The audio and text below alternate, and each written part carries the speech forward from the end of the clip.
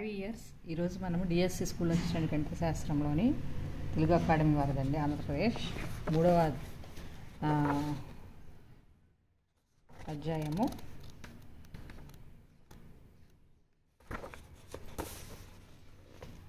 గణిత భావనల బోధనల అభ్యాసంలో పద్ధతులు ఉపగమాలు వ్యూహాలు అనే అధ్యాయంలో 3వ అధ్యాయంలో ప్రాక్టీస్ బిట్లు కొన్ని చెప్పుకున్నామండి, మిగతావి చేసుకుంటున్నాం. ఇప్పుడు ఇది మ్యాథ్స్ మెథడాలజీ అండి, డిఎస్సికి చాలా ఇంపార్టెంట్ ఈ చాప్టర్. చూడండి 85వ బిట్ నుంచి. గణిత పద సమస్యల సాధన కోసం ఉపయోగించే వ్యూహం ఏంటివండి? క్యూబ్స్. ఇవి మిగతావన్నీ లేవండి, కాబట్టి క్యూబ్స్, ఇంకా రైట్స్, స్టార్, సాల్వ్, ఎనర్జీ ఇవి ఉన్నాయండి మనకి వ్యూహాలు, కాబట్టి ఆన్సర్ క్యూబ్స్ అవుతుంది. నెక్స్ట్, పూర్ణ సంఖ్యలు, భిన్నాలు, దశాంశాల్లోని సమస్యల సాధన కోసం ఉపయోగించే వ్యూహం వచ్చి సాల్వ్ అండి. ఇది ఇంపార్టెంట్ అండి, గుర్తుపెట్టుకోవాలి ఈ వ్యూహాల గురించి. సాధారణ సమస్య పరిష్కార వ్యూహం రైడ్. సాధారణ సమస్య పరిష్కార వ్యూహం రైడ్. బీజగణిత పద సమస్యల పరిష్కారం కోసం స్టార్ వ్యూహం అండి.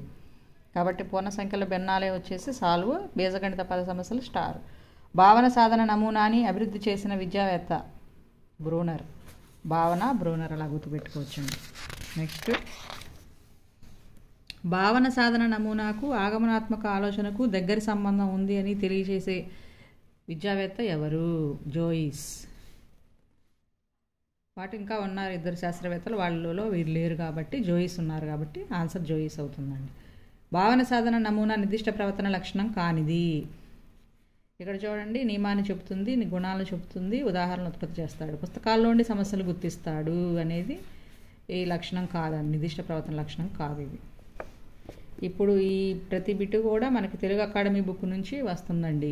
ఆల్రెడీ మనం చెప్పుకున్నాం కొన్ని క్లాసుల్లో, ఎవరైనా మిస్ అయితే చూడండి, చాలా ఇంపార్టెంట్ అండి ఈ చాప్టర్. దీని నుంచి ప్రాక్టీస్ బిట్లు చేసుకుంటున్నాం.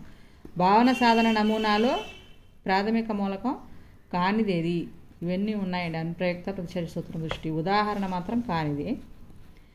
భావన సాధన నమూనా ఒక బోధన నమూనా అని బోధనకు సంబంధించిన లక్షణాలు కలిగిన ఉదాహరణలు, ప్రత్యుదాహరణల ద్వారా విద్యార్థుల భావన స్థిరత్వం చెందుతుంది అని చెప్పిన విద్యావేత్తల్లో ఒకరు ఎవరు అంటే వైల్.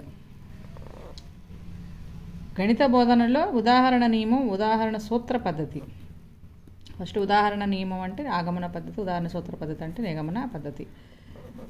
నెక్స్ట్, సామాన్య వడ్డీ సూత్రాన్ని బోధించడానికి సరైన బోధనా పద్ధతి.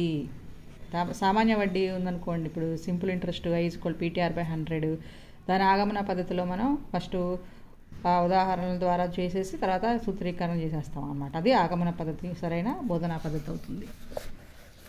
జ్యామితి సిద్ధాంతాల నిరూపణలు ఉపయోగించే నిర్మాణాలు, ఉత్పత్తులు ఇవన్నీ విశ్లేషణ పద్ధతి. తర్వాత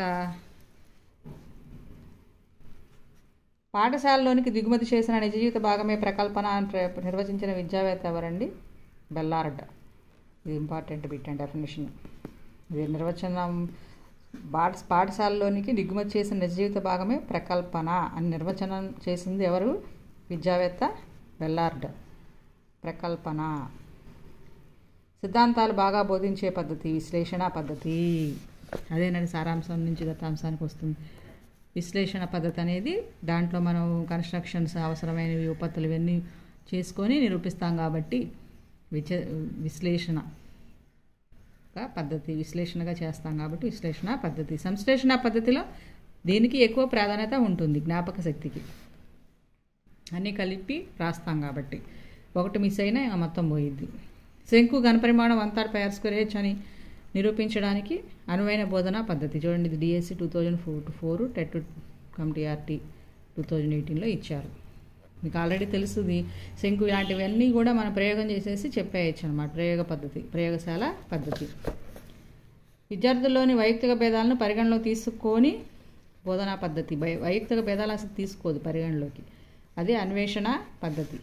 విద్యార్థులు ఎవరికి వారే గణితంలో తమ సమస్యలను పరిష్కారం చేసే విధానానికి మార్గదర్శకం ఉపాధ్యాయుడు వహించడమే కానీ తానుగా సమస్య పరిష్కారం చేయకూడదనే విధానాన్ని సూచించేది ఏ పద్ధతి అంటే అన్వేషణ పద్ధతి. ఉపాధ్యాయుడు మార్గదర్శకుడుగా మాత్రమే ఉంటాడు. డిఎస్సి 2004లో వచ్చింది బిట్. విద్యార్థి శక్తి సామర్థ్యాలను పూర్తిగా పరిగణలోనికి తీసుకోవటం అనేది ఈ పద్ధతిలో ఉన్న ఆలోచన. అన్వేషణ పద్ధతి పూర్తిగా పరిగణలోకి తీసుకుంటారు. ఇక్కడ ఉపాధ్యాయుని పాత్ర స్నేహితుడు, మార్గదర్శకుడు, తత్వవేత్తగా ఉండే గణిత బోధనా పద్ధతి, అన్వేషణ పద్ధతి. ఇవన్నీ అన్వేషణ పద్ధతి గురించి చెప్పుకుంటున్నాం ఎక్కువగా బిట్లు. నెక్స్ట్, అవగాహన పొందిన గణిత విషయాలను గుర్తుంచుకోవడానికి ఉపయోగపడే గణిత బోధన పద్ధతి. డిఎస్సి 2006లో ఇచ్చారండి. గణిత విషయాలను గుర్తుంచుకోవడానికి అవగాహన పొందిన అంటే విశ్లేషణ పద్ధతి. సమయాన్ని పొదుపు చేసే బోధనా పద్ధతి సంశ్లేషణ. సమయాన్ని పొదుపు చేసేది సంశ్లేషణ. క్రింది వానిలో మనోవైజ్ఞానిక అభ్యసన సూత్రాలు సంసిద్ధత అభ్యాసం ఫలితం ఈ 3 నియమాలపైన ఆధారపడి బోధనా పద్ధతి ప్రకల్పన పద్ధతి. ఈ బోధనా పద్ధతిలో ఉదాహరణలతో ఘాతాంక న్యాయాలు సాధారణీకరించబడతాయి. ఫస్ట్ ఉదాహరణలు చేసేసి చెప్పి వాళ్ళకి అర్థమైన తర్వాత ఘాతాంక న్యాయాలు చెప్తే అప్పుడు బాగా అర్థమవుతుంది విద్యార్థులకు. కాబట్టి అది ఆగమన పద్ధతి. అన్వేషణ పద్ధతిని ప్రవేశపెట్టింది ఉంది కాబట్టి ఆమ్స్ట్రాంగ్ డైరెక్ట్ బిట్ అండి. ఇది కూడా టెట్కమ్ టీఆర్టీ 2018లో వచ్చింది. ఆగమన పద్ధతి నందు ఒక పరిమితి ఏంటి? శ్రమతో కూడిన పద్ధతి. విద్యార్థుల అభ్యాసంలో స్వయంగా పాల్గొనేట్లు ప్రేరేపిస్తుంది. అర్థవంతమైన అభ్యాసం దోహదపడుతుంది. తార్కిక పద్ధతి కాకుండా ఒక పరిమితి ఏంటి? ఇవన్నీ ఉంటాయి లక్షణాలు. పరిమితి మాత్రం శ్రమతో కూడిన పద్ధతి. టెట్కమ్ టీఆర్టీ ఎస్ఐ 2లో 2018లో వచ్చిందండి ఈ బిట్. ఇంతటితో ఈ చాప్టర్ అయిపోతుందండి ఈ అధ్యాయము. నెక్స్ట్ కంటిన్యూ చేస్తాం. Thank you.